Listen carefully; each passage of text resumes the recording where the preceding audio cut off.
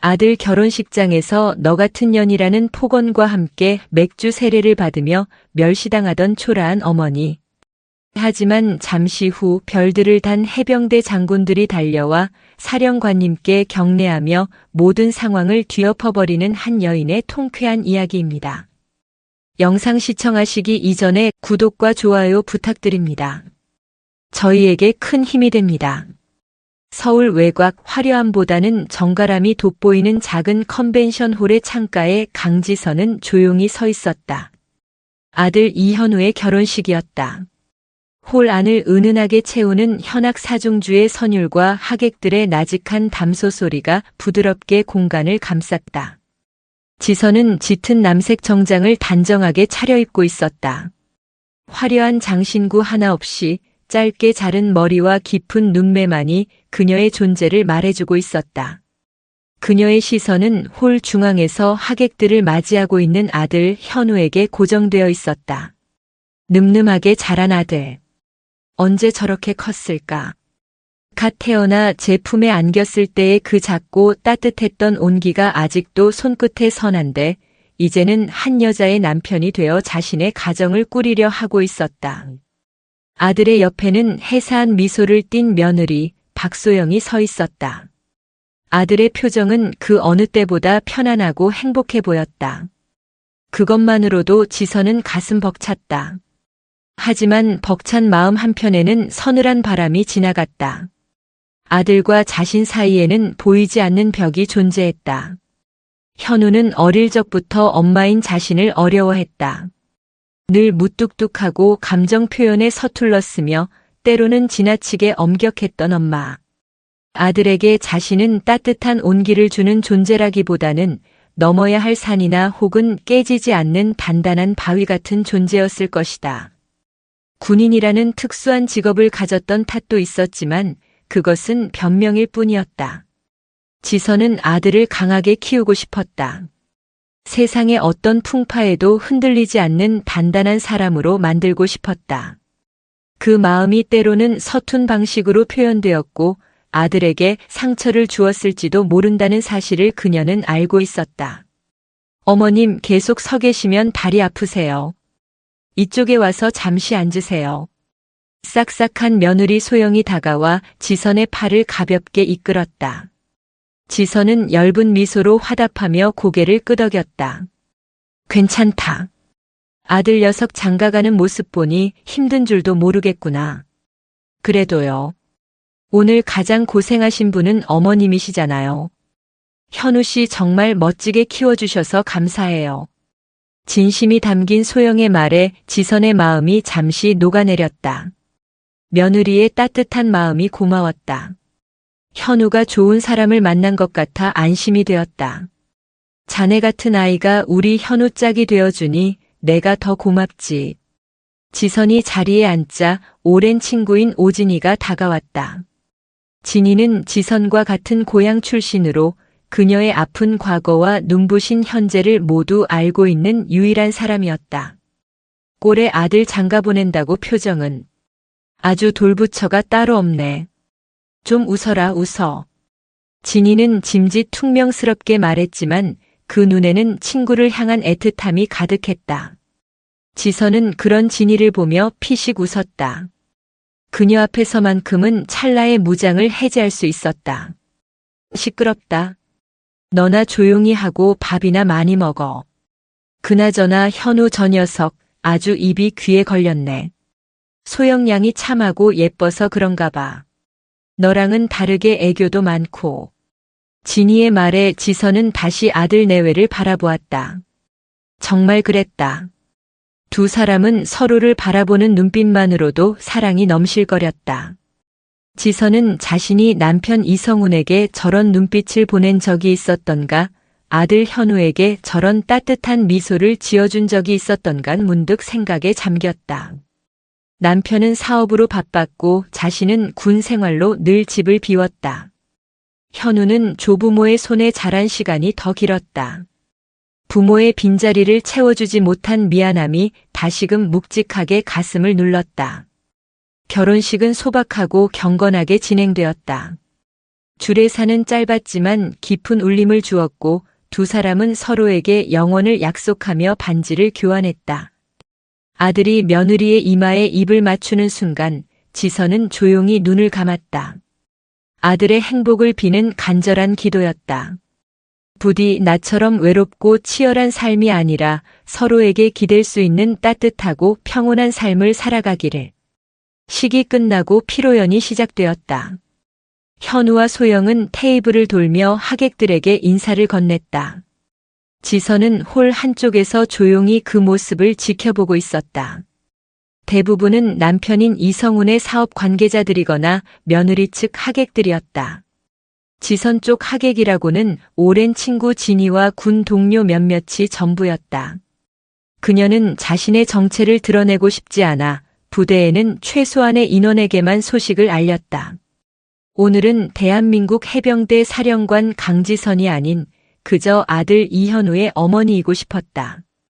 그런데 그때였다. 홀 입구 쪽이 소란스러워지며 어울리지 않는 과장된 웃음소리가 들려왔다. 지선의 미간이 순간 좁혀졌다. 수십 년의 세월이 흘렀지만 단번에 알아챌 수 있는 목소리였다. 결코 다시는 마주치고 싶지 않았던 과거의 망령들이었다. 어머, 여기가 윤세진 결혼식장 맞나? 생각보다 엄청 초라하네.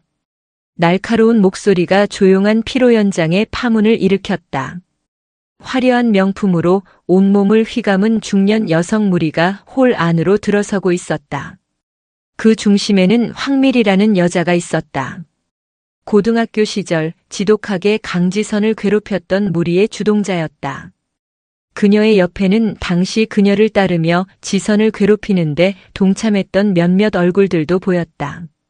세월이 흘러 얼굴에는 주름이 잡혔지만 남을 깎아내리며 자신의 우월감을 확인하려는 천박한 눈빛은 여전했다.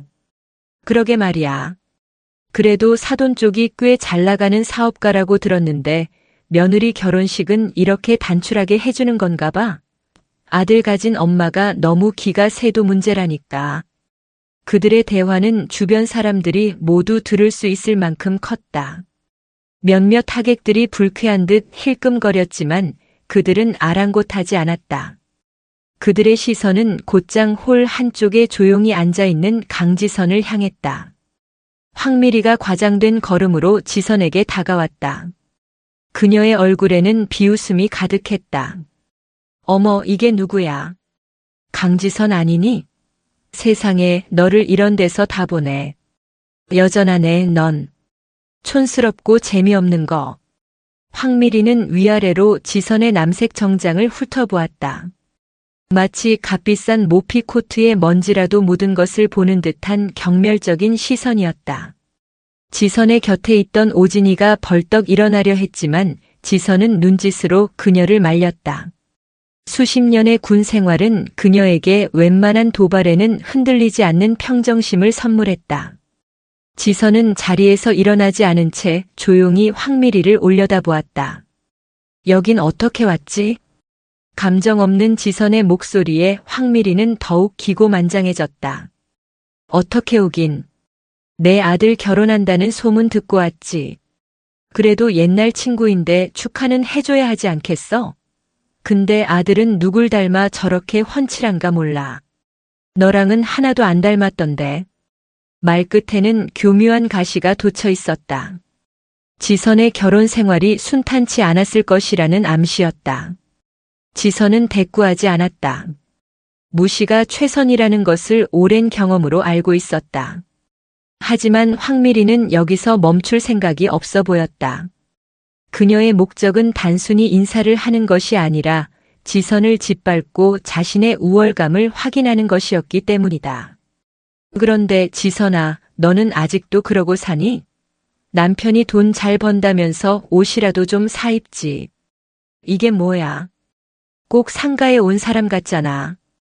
아들 결혼식에 이게 무슨 초라한 행색이야. 이러니 아들이 너를 부끄러워하지. 그 순간 지선의 친구 오진이가 더는 참지 못하고 자리에서 벌떡 일어났다. 야, 황미리. 너 지금 뭐라고 했어? 말이면 단 줄 알아? 진이가 씩씩거리며 소리치자 주변의 시선이 모두 이쪽으로 쏠렸다.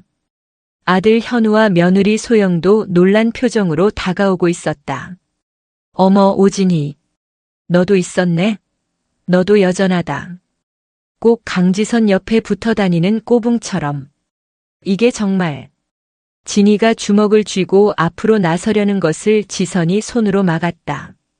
그리고는 자리에서 천천히 일어났다. 그녀의 눈빛은 깊고 고요했다. 폭풍전야의 바다와도 같았다. 미리야. 오늘은 내 아들의 결혼식이다. 좋은 날이니 조용히 축하만 해주고 가줬으면 좋겠구나. 지선의 침착한 태도는 오히려 황미리의 심기를 더욱 건드렸다. 자신을 무시한다고 생각한 것이다. 어릴 적 온갖 방법으로 괴롭혀도 절대 굴복하지 않고 꼿꼿하게 자신을 노려보던 그 눈빛. 황미리는 수십 년이 지나도 여전히 자신이 그 눈빛 아래에 있는 것 같은 기분에 사로잡혔다. 그 열등감을 감추기 위해 그녀는 더욱 악랄한 말을 내뱉었다. 축하? 뭘 축하해? 너 같은 년 밑에서 자란 내 아들을? 아니면 이런 초라한 결혼식을 올리는 내 처지를? 야, 강지선. 내가 옛날에 얼마나 재수 없었는지 아니? 잘난 척은 혼자 다 하고 남자애들한테는 꼴이나 치고 다니고. 내가 지금 이렇게 사는 건 다 내 업보야, 업보. 황미리의 고함 소리에 피로 연장은 찬물을 끼얹은 듯 조용해졌다. 아들 현우의 얼굴은 새하얗게 질려 있었다. 그는 다가와 지선의 앞을 막아서며 말했다. 그만하시죠. 누구신진 모르겠지만 저희 어머니께 무례한 언행은 삼가주십시오. 어머, 아드님 나오셨네. 아들, 자네는 모를 거야. 내 엄마가 어떤 여자인지. 아주 음침하고 재수없는. 황미리는 말을 멈추지 않았다. 오히려 아들이 보는 앞에서 엄마를 모욕하는 것에 희열을 느끼는 듯 했다. 그녀의 뒤에 있던 무리들도 키득거리며 동조했다. 이 모든 상황을 지켜보던 지선의 눈빛이 서서히 차갑게 가라앉기 시작했다. 그녀는 평생을 인내하고 자신을 단련하며 살아왔다. 하지만 그 어떤 모욕도 아들 앞에서만큼은 견디기 힘들었다. 아들에게 이런 모습을 보이게 된 것에 대한 자책감과 미안함이 그녀의 가슴을 찔렀다. 이 소란을 어떻게든 빨리 끝내고 싶었다. 하지만 최악의 순간은 아직 오지 않은 채 천천히 다가오고 있었다. 그래, 너 같은 년 내가 특별히 축하해 줄게. 광기에 가까운 말을 내뱉으며 황미리는 옆 테이블에 있던 맥주잔을 집어들었다. 순간 오진이가 안 돼. 라고 외쳤지만 이미 늦었다. 황미리는 망설임 없이 차가운 맥주를 강지선의 머리 위로 쏟아부었다. 촤아으 하는 소리와 함께 황금빛 맥주가 지선의 단정한 머리와 짙은 남색 정장을 적셨다. 맥주 거품이 그녀의 얼굴을 타고 흘러내렸다. 홀 안의 모든 사람들이 숨을 죽였다. 시간은 마치 정지된 것 같았다. 아들 현우는 충격으로 몸이 굳어버렸고 며느리 소영은 두 손으로 입을 막은 채 새파랗게 질려 있었다. 모욕감과 수치심에 지선의 얼굴이 일그러질 것이라고 혹은 분노의 차소리라도 지를 것이라고 모두가 예상했다. 하지만 지선은 그저 눈을 한번 질끈 감았다가 떴을 뿐이다. 뺨을 타고 흐르는 차가운 액체를 느끼며 그녀는 아주 오래전 고향 포항의 차가운 겨울 바다에 빠졌던 기억을 떠올렸다. 그때도 이렇게 온몸이 차갑고 숨이 막혔다. 하지만 그녀는 살아남았다. 스스로의 힘으로 헤엄쳐 나왔다. 그 이후로 그녀는 그 어떤 차가움에도 굴복하지 않겠다고 다짐했다. 황미리는 지선의 반응 없는 모습에 오히려 더욱 흥분했다. 꼴 좋다, 강지선. 이게 바로 내 꼴이야. 알겠어? 아무리 발버둥 쳐봐야 너는 그냥. 그때였다. 누가 감히 우리 사령관님께 무례를 범하는가. 벼락 같은 고함 소리가 홀 전체를 뒤흔들었다. 모두의 시선이 소리가 난 홀 입구로 향했다. 그곳에는 방금 막 도착한 듯한 두 명의 남성이 서 있었다. 그들은 각진 어깨와 꼿꼿한 자세, 온몸에서 뿜어져 나오는 위압감만으로도 평범한 사람들이 아님을 알 수 있었다. 무엇보다 사람들의 눈길을 사로잡은 것은 그들의 복장이었다. 한치의 흐트러짐도 없는 대한민국 해병대 정복. 한 사람의 어깨에는 빛나는 별 하나 준장과 다른 한 사람의 어깨에는 별 두 개 소장과 선명하게 박혀 있었다. 그들은 성큼성큼 강지선을 향해 걸어왔다. 그들의 군화 소리가 대리석 바닥에 또렷하게 울려 퍼졌다. 황미리와 그녀의 일행은 생전 처음 보는 기세에 눌려 저도 모르게 뒷걸음질 쳤다. 별 두 개의 장군이 흠뻑 젖은 지선의 모습을 보고는 경악을 금치 못했다. 그의 얼굴이 분노로 붉게 달아올랐다. 그는 곧바로 지선에게 다가가 겉옷을 벗어 그녀의 어깨를 감쌌다. 그리고는 뒤를 돌아 황미리를 향해 불호령을 내렸다. 당신들 지금 여기서 무슨 짓을 한 건지 아는가? 이분이 어떤 분이신 줄 알고 천인공노할 만행을 저지른 것이냐? 황미리는 어안이 벙벙했다. 사령관, 장군, 눈앞의 상황이 도무지 이해되지 않았다. 사령관이라니요? 이 여자가요? 말도 안 돼. 그냥 평범한 아줌마인데. 그 순간 홀 입구 쪽에서 다시 한번 육중한 발소리가 들려왔다. 이번에는 한두 명이 아니었다. 해병대 정복과 전투복을 입은 수십 명의 장교와 부사관들이 일사불란하게 홀 안으로 들어와 양옆으로 도열했다. 그들의 등장은 순식간에 결혼식장을 국가 중요 행사장처럼 바꿔놓았다. 하객들은 모두 자리에서 일어나 넋을 잃고 이 광경을 바라보았다. 그리고 마침내 모든 해병대원들이 부동자세로 서자 별 하나와 별 두 개의 장군이 젖은 옷을 입고 서 있는 강지선을 향해 돌아섰다. 그리고는 홀이 떠나가라 외쳤다. 필승, 사령관님께 대하여 경례. 필승. 두 장성의 경례 구호에 맞춰 홀 안에 도열한 모든 해병대원들이 칼 같은 동작으로 거수경례를 붙였다. 그들의 우렁찬 목소리는 천장을 울렸고 그들의 절도 있는 동작은 보는 이를 압도했다. 그들은 모두 강지선을 향해 경례하고 있었다. 황미리의 다리가 풀려 그대로 주저앉았다. 그녀의 얼굴은 하얗게 질려 사색이 되었다. 아들 현우는 자신의 눈앞에서 벌어지는 비현실적인 광경에 입을 다물지 못했다. 늘 무뚝뚝하고 평범한 옷차림에 때로는 초라해 보이기까지 했던 자신의 어머니. 그 어머니가 지금 수많은 별들과 해병대원들의 경례를 받고 있었다. 사령관님. 그제야 친구 진이가 마이크를 잡고 떨리는 목소리로 외쳤다.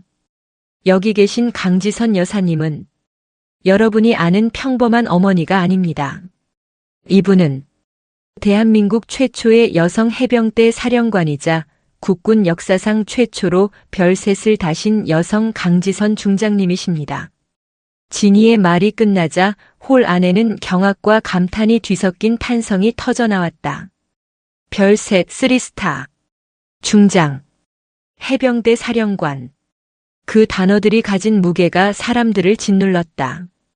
황미리와 그 일행은 이제 공포에 질려 부들부들 떨기 시작했다. 강지선은 자신을 감싼 부하의 옷을 벗어 돌려주고는 자신에게 경례를 하고 있는 장군들을 향해 담담히 말했다. 그만. 오늘은 내 사적인 자리다. 모두 경례를 거두도록. 하지만 사령관님. 명령이다. 그 한마디에 모든 해병대원들은 경례를 풀었다. 지선은 흠뻑 젖은 모습 그대로 주저앉아 있는 황미리에게 다가갔다. 그리고는 손을 내밀었다. 일어나라 미리야. 그녀의 목소리에는 분노도 경멸도 없었다. 그저 깊이를 알 수 없는 연민과 용서가 담겨 있었다. 황미리는 그 손을 잡지 못하고 고개를 숙인 채 오열하기 시작했다. 지선아. 내가 잘못했다. 제발 용서해줘. 아들 현우는 그 모든 광경을 망연자실한 표정으로 바라보고 있었다. 자신의 어머니가 저토록 높은 사람이었다는 사실보다 저런 끔찍한 모욕을 당하고도 상대를 용서하려는 저 거대한 모습을 마주한 충격이 훨씬 더 컸다. 비로소 그는 깨닫기 시작했다. 자신이 어머니라는 이름 아래 얼마나 거대한 산을 두고 살아왔는지를, 그리고 그 산에 대해 자신은 아무것도 모르고 있었다는 사실을 말이다. 결혼식 피로연은 기묘한 분위기 속에서 마무리되었다. 맥주를 쏟아부으며 광기를 부리던 황미리와 그 일행은 해병대 헌병들에 의해 조용히 그러나 위압적으로 퇴장 조치되었다. 그들은 단 한마디의 변명도 하지 못한 채 겁에 질려 잿빛이 된 얼굴로 끌려나가듯 사라졌다. 홀 안에 남은 하객들은 그 누구도 선뜻 말을 잇지 못했다. 존경과 경외, 그리고 알 수 없는 거리감이 뒤섞인 시선들이 조용히 강지선에게로 향했다. 그녀는 부하들이 건네준 수건으로 대강 젖은 머리와 얼굴을 닦아냈지만 남색 정장에 스며든 맥주 얼룩은 그녀의 비범한 존재감과 기묘한 부조화를 이루고 있었다. 별 2개의 장군, 해병대 부사령관이 깍듯하게 그녀에게 다가와 보고하듯 말했다. 사령관님, 불미스러운 일에 심려를 끼쳐드려 송구합니다. 외부에는 절대 새어나가지 않도록 조치하겠습니다. 됐다. 소란 피울 것 없어. 다들 일부러 시간 내어 와주었는데 그냥 조용히 식사나 마저 하게. 지선은 담담하게 말하며 상황을 정리했다. 그녀의 목소리는 조금도 흔들림이 없었다. 하지만 아들 이현우는 그 모습을 보며 온몸의 피가 차갑게 식는 것 같았다. 어머니였다. 분명 자신의 어머니였다. 하지만 동시에 완전히 낯선 타인이었다. 자신에게 밥 먹어라, 일찍 다녀라와 같은 짧은 말만 건네던 그 무뚝뚝한 여인이 대한민국 국군 서열의 정점에 서 있는 인물이라니. 별 2개를 단 장군이 쩔쩔매며 보고를 하고 그 말 한마디에 수십 명의 장병이 움직이는 사람이라니. 현우는 자신의 시선이 흔들리는 것을 느꼈다. 지금까지 살아온 모든 시간과 기억이 재구성되는 듯한 혼란이었다. 어린 시절 어머니는 늘 바빴다. 훈련, 작전, 회의 같은 알 수 없는 단어들을 남기고 며칠씩 혹은 몇 주씩 집을 비우기 일쑤였다. 가끔 집에 돌아온 어머니의 몸에서는 늘 희미한 화약 냄새와 땀 냄새가 났다. 다른 친구들의 어머니에게서 나는 포근한 비누 향이나 맛있는 음식 냄새가 아니었다. 그래서였을까? 현우는 어릴 적부터 어머니를 마음껏 따르지 못했다. 그녀의 짧은 머리, 다부진 어깨, 군인처럼 절도 있는 걸음걸이 모든 것이 어색하고 어려웠다. 칭찬에 인색했던 어머니의 모습도 떠올랐다. 초등학교 시절 받아쓰기 100점을 맞은 시험지를 자랑스럽게 내밀었을 때 어머니는 그저 수고했다. 다음에도 실수하지 마라. 라고 말할 뿐이었다. 친구들은 엄마 품에 안겨 칭찬 스티커를 받는데 자신은 마치 부대원의 작전 보고를 검토하는 듯한 지휘관 앞에서 브리핑을 하는 기분이었다. 그 서운함과 거리감이 쌓여 어느새 아들은 어머니에게 마음의 문을 닫아버렸다. 그런데 그 모든 것이 그녀가 해병대 사령관이었기 때문이라면 자신의 투정과 서운함이 실은 상상도 할 수 없는 무게를 짊어진 한 인간의 삶 앞에서 얼마나 철없는 것이었는지 깨닫게 되자 현우는 얼굴이 화끈거렸다. 부끄러움이 파도처럼 밀려왔다. 어머니를 초라하다고 답답하다고 여겼던 자신의 어리석음.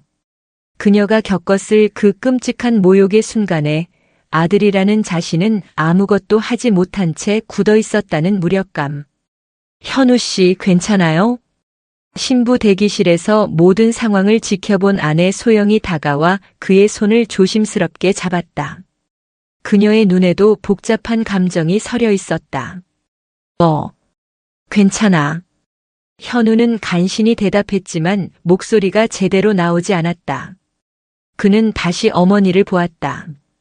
그녀는 어느새 부하들을 모두 돌려보내고 다시 홀 한쪽에 조용히 서 있었다.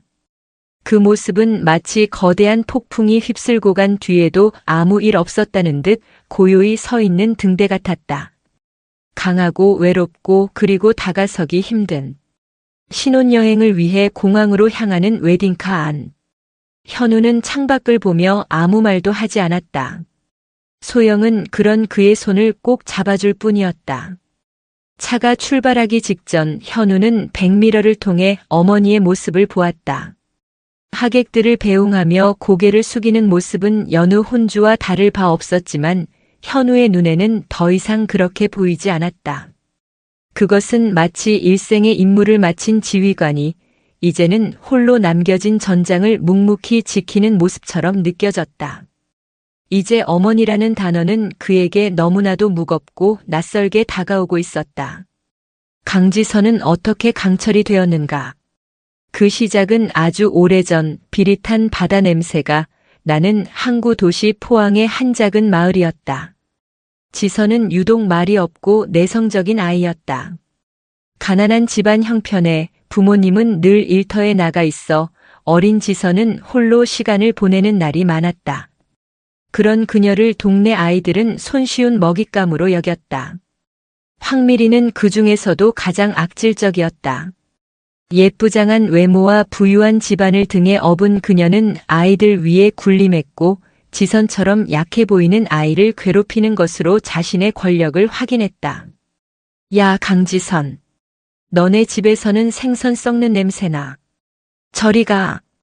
책을 읽고 있는 지선에게 흙을 뿌리거나 그녀의 낡은 신발을 감추는 것은 예사였다. 지선은 저항하지 않았다. 그저 묵묵히 견딜 뿐이었다. 그녀의 침묵은 아이들을 더욱 기고만장하게 만들었다. 그녀가 할 수 있는 유일한 저항은 울지 않는 것이었다. 눈물을 보이는 순간 모든 것이 끝장이라고 어린 지선은 직감적으로 알았다. 대신 그녀는 밤마다 포항의 검푸른 겨울 바다를 보러 갔다. 집어삼킬 듯 밀려오는 파도와 매서운 바닷바람을 온몸으로 맞으며 그녀는 생각했다. 이 파도보다 더 강해져야 한다고. 그 누구도 나를 함부로 흔들 수 없도록 단단한 바위가 되어야 한다고. 결정적인 계기는 고등학교 졸업을 앞둔 겨울에 찾아왔다. 황미리 일당은 지선의 졸업 앨범을 빼앗아 얼굴에 낙서를 하고 온갖 험한 욕설을 써놓은 뒤 돌려주었다. 찢겨진 페이지와 더러운 낙서를 보며 지선은 처음으로 눈물을 흘렸다. 하지만 그 눈물은 슬픔의 눈물이 아니었다. 가슴 속에서 무언가 단단한 것이 깨지고 뜨거운 용암이 솟구치는 듯한 분노의 눈물이었다. 그날 밤 그녀는 자신의 미래를 결정했다.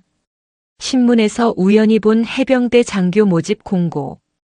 귀신 잡는 해병, 가장 강한 자만이 살아남는 곳. 그리고 그 아래 아주 작은 글씨로 쓰인 여성 장교 지원 가능이라는 문구. 그녀의 심장이 거세게 뛰었다. 군대, 그 중에서도 가장 혹독하다는 해병대. 그곳이라면 자신을 강철로 만들 수 있을 것 같았다. 나를 지키기 위해, 그리고 나처럼 약한 사람들을 지키기 위해 세상에서 가장 강한 사람이 되겠다고 그녀는 맹세했다. 부모님의 극심한 반대를 무릅쓰고 지원한 해병대 사관 후보생 과정은 상상 이상의 지옥이었다. 수백 명의 남성 후보생들 사이에서 여성 후보생은 그녀를 포함해 단 3명뿐이었다. 교관들은 노골적으로 말했다. 여자는 해병이 될 수 없다. 지금이라도 포기하고 집으로 돌아가라. 남자 후보생들은 그녀를 없는 사람 취급하거나 뒤에서 수군거렸다. 완전 무장 구보에서 뒤처질 때면 어김없이 계집애는 절에서 안 되라는 비아냥이 들려왔다. 진흙탕 포복 훈련에서는 교관이 일부러 그녀의 머리를 군화발로 밟기도 했다. 온몸은 멍투성이었고 잠잘 시간조차 부족했다. 육체적 고통보다 더 힘든 것은 정신적인 모멸감이었다. 하지만 지선은 포기하지 않았다. 밤마다 모두가 잠든 시간에 연병장을 돌며 체력을 길렀고 잠을 줄여가며 전술학을 공부했다. 사격 훈련에서는 그 누구보다 높은 명중률을 기록했고 독도법 훈련에서는 길을 잃고 헤매는 남자 동기들을 이끌고 가장 먼저 목적지에 도착했다. 그녀는 악으로 깡으로 버텼다. 그녀의 눈빛은 점점 더 독해졌고 그녀의 몸은 군더더기 없는 강철처럼 변해갔다. 그녀는 증명하고 싶었다. 여자라서 안 되는 것이 아니라 약하기 때문에 안 되는 것이라는 사실을. 그리고 자신은 결코 약하지 않다는 것을. 임관식 날 소위 계급장을 어깨에 단 그녀를 보며 처음 그녀를 무시했던 교관이 말했다. 독한 년. 인정한다. 너는 진짜 해병이다. 그것은 그녀가 군 생활 내내 들었던 최고의 칭찬이었다. 그 후로 그녀의 군 생활은 전설이 되었다. 최전방 서북 도서의 소대장으로 부임하여 부대를 최정예로 만들었고 남성 군인들도 기피하는 특수 수색 훈련을 최고 성적으로 수료했다. 그녀의 탁월한 전략적 판단과 불굴의 리더십은 군 상층부의 주목을 받기에 충분했다. 수많은 유리 천장과 편견의 벽을 그녀는 오직 실력 하나로 부수어 나갔다. 별을 하나 달고 둘을 달고 마침내 대한민국 최초의 여성 해병대 사령관, 별 셋의 중장이 되었을 때 그녀는 더 이상 과거에 괴롭힘당하던 나약한 소녀가 아니었다. 그녀 자신이 바로 그 누구도 넘볼 수 없는 거대한 파도이자 요새가 되어 있었다. 전장에서 돌아온 강철의 여인에게도 안식처는 필요했다. 그녀의 안식처는 온화한 성품의 사업가 이성훈이었다. 지인의 소개로 만난 그는 군복 입은 지선의 모습에서 그녀의 외로움을 먼저 보았다. 그는 그녀의 계급이나 직책이 아닌 강지선이라는 사람 자체를 존중하고 사랑해 주었다. 그의 따뜻함 앞에서 지선은 난생 처음으로 무장을 해제하는 법을 배웠다. 두 사람은 결혼했고 곧이어 아들 현우가 태어났다. 품에 안은 작고 여린 생명체 앞에서 강지선은 완전히 다른 종류의 감정에 휩싸였다. 이것을 지켜야 한다. 세상의 모든 위협으로부터 이 아이를 완벽하게 지켜내야 한다. 그것은 그녀에게 주어진 또 다른 그리고 가장 중요한 임무였다. 하지만 임무를 수행하는 방식은 서툴렀다. 그녀는 부대를 지휘하는 것 외에 다른 소통 방식을 알지 못했다. 아들이 넘어져 울 때 그녀는 달려가 안아주기보다 일어나. 괜찮나? 다친 곳은? 이라고 상황을 보고받듯 물었다. 아들이 무언가를 해냈을 때 잘했다. 하지만 여기에 만족하지 마라. 개선점은 이것이다. 라며 다음 과업을 하다라듯 말했다. 사랑의 표현 방식이 서툴렀고 따뜻한 말을 건네는 법을 배우지 못했다. 잦은 훈련과 작전으로 집을 비우는 날이 길어질수록 아들과의 거리는 점점 더 멀어졌다. 그녀는 아들에게 미안했다. 다른 엄마들처럼 도시락을 싸주고 학예회에 가서 꽃다발을 안겨주지 못하는 것이 늘 마음에 걸렸다. 그 미안함과 죄책감은 그녀를 더욱 단단한 갑옷 속에 가두었다. 나는 좋은 엄마가 될 수 없다. 그렇다면 나는 이 아이를 강한 사람으로 만들어야 한다. 나 없이도 세상과 맞서 싸울 수 있는 강한 전사로 키워야 한다. 그것이 그녀가 선택한 사랑의 방식이었다. 그녀의 엄격함과 무관심처럼 보였던 모든 행동들은 사실 아들을 위한 그녀만의 생존 훈련이었다. 그녀는 아들에게 물고기를 잡아주는 대신 세상이라는 거친 바다에서 살아남을 수 있는 가장 튼튼한 작사를 만들어주고자 했던 것이다. 하지만 그 갑옷은 너무나도 두껍고 차가워서 아들은 갑옷 너머에 있는 어머니의 뜨거운 심장을 느낄 수 없었다. 오히려 그 갑옷은 모자 사이를 가로막는 거대한 벽이 되어버렸다. 결혼식 다음 날 새벽 지선은 홀로 집무실에 앉아 있었다. 해병 대사령관의 집무실이 아닌 집 한쪽에 마련된 작은 서재였다. 그녀는 낡은 앨범을 펼쳤다. 앨범 속에는 아들 현우의 어린 시절 사진들이 가득했다. 유치원 졸업식 날 할머니 품에 안겨 어색하게 웃고 있는 현우. 그 사진의 구석에는 군복을 입은 채 멀찍이 서 있는 자신의 모습이 희미하게 찍혀 있었다. 사진 속 아들의 얼굴을 쓸어보며 지선은 깊은 한숨을 내쉬었다. 어제의 결혼식, 아들이 받았을 충격을 그녀는 짐작하고도 남았다.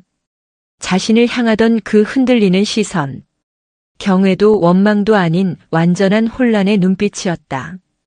이제 아들은 자신에게 수많은 질문을 던질 것이다. 왜 말하지 않았느냐고, 당신은 누구냐고. 지선은 그 모든 질문에 대답할 준비를 해야 했다. 평생 입고 있던 사령관이라는 갑옷과 어머니라는 갑옷을 모두 벗고 인간 강지선으로서 아들 앞에 서야 할 시간이 온 것이다. 그것은 그녀가 평생 치러온 그 어떤 전투보다도 두렵고 어려운 싸움이 될 것임을 예감했다. 서재 창밖으로 여명이 밝아오고 있었다. 폭풍이 지나간 바다는 언제나 가장 고요한 법이다. 하지만 지선은 알고 있었다. 진짜 폭풍은 이제부터 시작이라는 것을. 일주일간의 신혼여행은 이현우에게 달콤함과 동시에 지독한 번민의 시간이었다. 에메랄드빛 바다와 눈부신 햇살 아래에서도 그의 머릿속은 온통 어머니 강지선의 모습으로 가득 차 있었다. 맥주에 흠뻑 젖은 채 꼿꼿이 서 있던 모습, 수십 명의 장병들로부터 경례를 받던 모습, 그리고 무너진 가해자에게 손을 내밀던 모습까지. 모든 장면이 그의 심장을 어지럽게 두드렸다. 한국으로 돌아온 다음 날 현우는 아내 소영에게 양해를 구하고 혼자 본가로 향했다. 집은 고요했다. 아버지는 회사에, 그리고 어머니는. 현우는 어머니가 어디에 있을지 짐작할 수 없었다. 군복을 입고 사령부에 있을까, 아니면 평상복 차림으로 거실에 앉아 있을까. 그 사소한 상상조차 이제는 어렵게 느껴졌다. 그가 찾은 곳은 집무실이라기보다는 서재에 가까운 어머니의 공간이었다. 예상대로 지선은 그곳에 있었다. 군복이 아닌 편안한 스웨터 차림으로 창가에 서서 화분에 물을 주고 있었다. 그 뒷모습은 현우가 아는 평범한 어머니의 모습이었지만 그는 더 이상 예전처럼 엄마라고 부르며 다가갈 수 없었다. 현우가 문 앞에서 머뭇거리자 지선이 먼저 돌아보았다. 그녀의 눈빛은 깊고 차분했다. 왔느냐? 여행은 즐거웠고. 네. 즐거웠어요. 어색한 정적이 흘렀다. 현우는 수만 번이나 되뇌었던 질문을 꺼내기 위해 입술을 달싹였다. 무슨 말부터 해야 할까? 어머니? 사령관님? 현우의 혼란을 읽은 듯 지선이 먼저 입을 열었다. 앉거라. 할 말 많을 테지. 두 사람은 서재의 낡은 소파에 마주 앉았다. 현우는 마침내 용기를 내어 물었다. 그의 목소리는 미세하게 떨리고 있었다. 어머니는 누구세요? 그것은 정체성에 대한 근원적인 질문이었다. 지선은 잠시 눈을 감았다. 평생 피해왔던, 그러나 언젠가는 반드시 마주해야 했던 순간이었다. 그녀는 다시 눈을 떴을 때 더 이상 사령관의 위엄이나 어머니의 갑옷을 두르고 있지 않았다. 그저 한 인간 강지선으로서 아들을 마주했다. 나는 포항의 작은 바닷가 마을에서 태어난 겁 많고 내성적인 아이였단다. 지선은 아주 오래된 이야기부터 시작했다. 가난했던 어린 시절, 그녀를 지독하게 괴롭혔던 아이들, 그리고 자신을 지키기 위해 강해져야만 했던 절박함. 그녀는 졸업 앨범이 찢겨나갔던 그날 밤의 서러움과 분노, 그리고 해병대라는 세 글자를 처음 마주했을 때의 심장의 울림을 담담하게 털어놓았다. 군대는 나에게 도피처이자 유일한 희망이었다. 그곳에서 살아남기 위해 나는 나 자신을 버려야 했어. 여자라는 사실도, 약한 마음도, 눈물도. 모든 것을 버리고 강철이 되어야만 했다. 아들은 처음으로 어머니의 진짜 목소리를 듣고 있었다.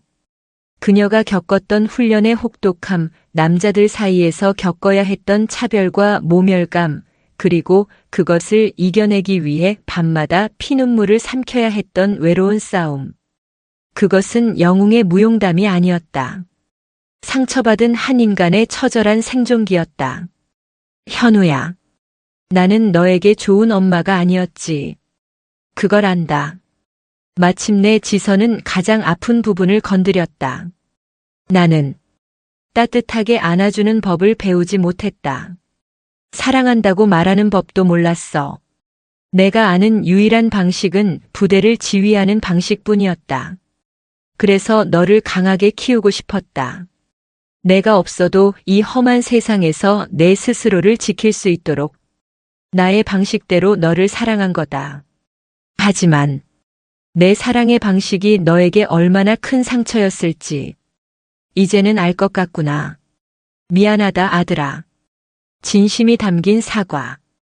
평생 단 한 번도 들어보지 못했던 어머니의 그 말에 현우의 눈에서 뜨거운 눈물이 흘러내렸다. 그동안 쌓였던 모든 서운함과 원망이 그 눈물과 함께 녹아내렸다.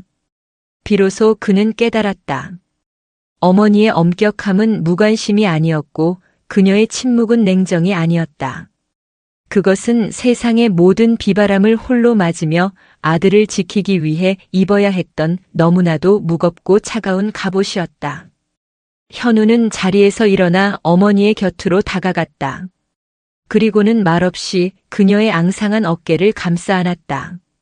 수십 년의 세월을 뛰어넘는 아들의 첫 포옹이었다. 지선의 어깨가 가늘게 떨렸다. 그녀는 아들의 등에 손을 얹어 조용히 토닥여 주었다. 서재의 고요한 침묵 속에서 두 사람은 아주 오랫동안 서로의 온기를 나누었다.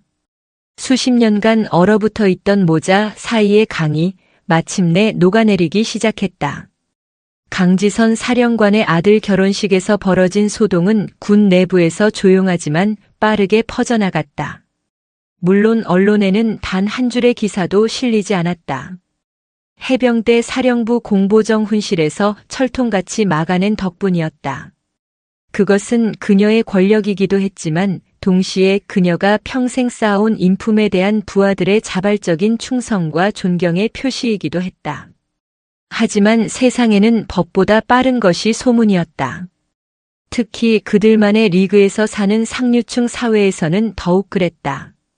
황미리가 해병대 3스타 장군에게 맥주를 쏟아부었다는 이야기는 순식간에 퍼져나갔다. 사람들은 강지선을 비난하지 않았다. 오히려 평생을 국가에 헌신한 영웅에게 그런 모욕을 준 황미리의 천박함과 무지함을 비웃었다. 파문의 여지는 황미리의 삶을 송두리째 흔들었다. 정부 납품 사업을 하던 남편의 회사는 갑작스러운 세무조사를 받게 되었고 주요 거래처들이 하나둘씩 등을 돌렸다. 그녀가 속해 있던 사교 모임에서는 더 이상 그녀를 부르지 않았다. 그녀의 곁에서 함께 웃고 떠들던 친구들은 이제 그녀를 보면 벌레 보듯 피했다. 강지선은 어떤 직접적인 복수도 하지 않았다. 그럴 필요가 없었다. 그녀가 평생을 바쳐 쌓아 올린 명예와 신뢰라는 거대한 성벽 앞에서 황미리가 쌓아 올린 허영의 모래성은 스스로 무너져 내린 것이다. 한편 현우의 가족에게도 긍정적인 변화의 바람이 불었다. 현우는 더 이상 어머니를 어려워하지 않았다. 그는 시간을 내어 어머니의 서재를 찾아갔고 그녀가 걸어온 길에 대해 더 많은 이야기를 듣고 싶어 했다. 어머니의 군 생활, 그녀가 지휘했던 작전들, 그리고 그녀가 가슴에 묻어두었던 전우들의 이야기까지.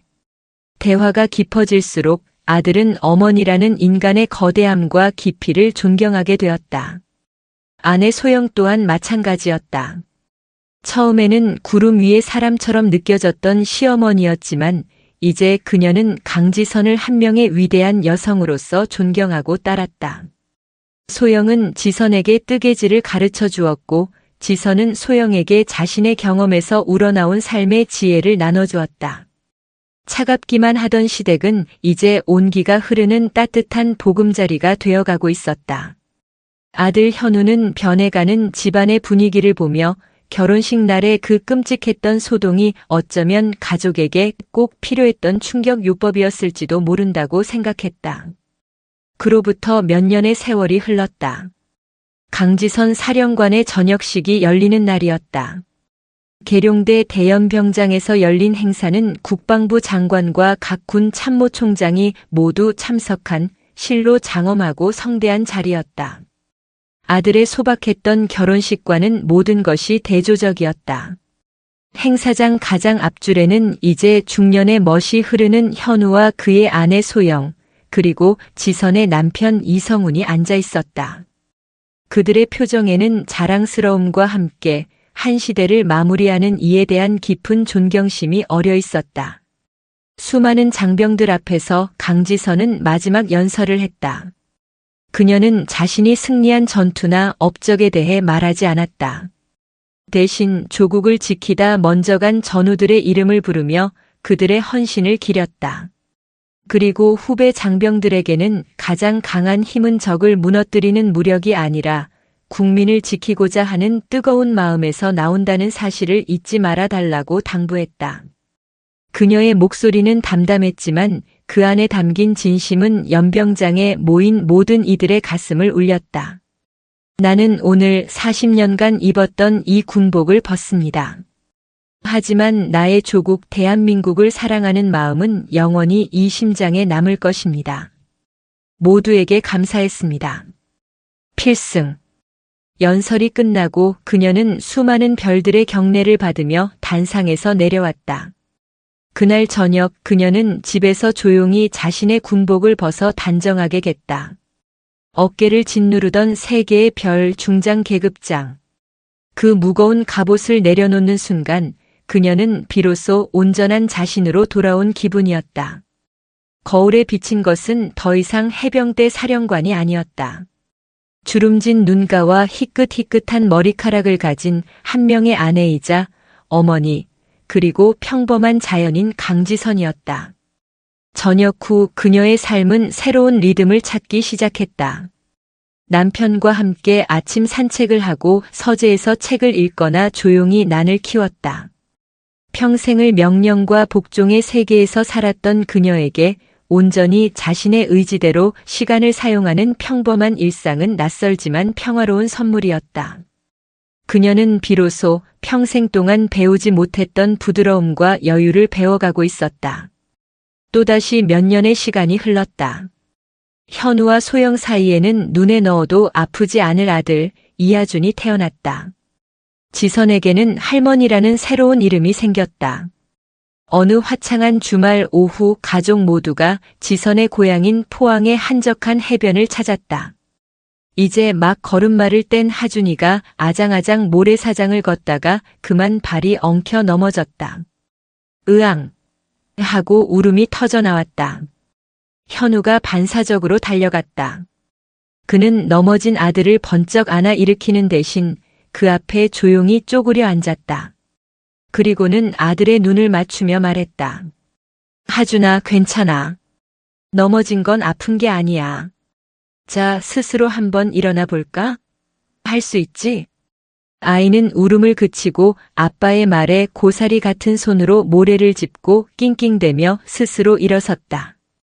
현우는 그제야 아들을 안아 옷에 묻은 모래를 털어주며 따뜻하게 말했다. 봐, 우리 아들 용감하네. 이제 괜찮지? 강한 사람은 넘어지지 않는 사람이 아니라 넘어져도 다시 일어나는 사람이란다. 조금 떨어진 파라솔 아래에서 그 모습을 지켜보던 지선의 입가에 잔잔한 미소가 번졌다. 그녀는 보았다. 자신의 아들이 그녀가 평생 가르치고자 했던 강인함을, 그녀가 미처 전해주지 못했던 따뜻함과 함께 녹여내어 다음 세대에게 전하고 있는 모습을. 그녀의 유산은 빛나는 훈장이나 어깨 위의 별이 아니었다. 바로 저 모습, 다정하지만 단단한 사랑의 방식으로 이어지고 있는 저 모습이야말로 그녀가 남긴 가장 위대한 유산이었다. 온 가족이 나란히 서서 수평선을 바라보았다. 지선이 어린 시절 외로움과 분노를 삼키며 바라보던 그 검푸른 겨울 바다는 이제 없었다.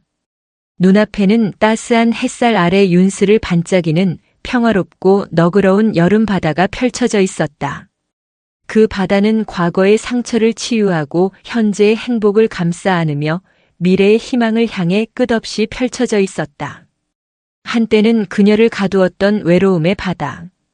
이제는 새 세대를 하나로 잇는 사랑의 바다가 되어 그들 곁에서 영원히 넘실거리고 있었다. 강지선의 파란만장했던 삶은 마침내 가장 완전하고 평화로운 형태로 완성되었다. 오늘도 시청해주셔서 감사합니다. 영상이 즐거우셨다면 구독과 좋아요 부탁드리겠습니다.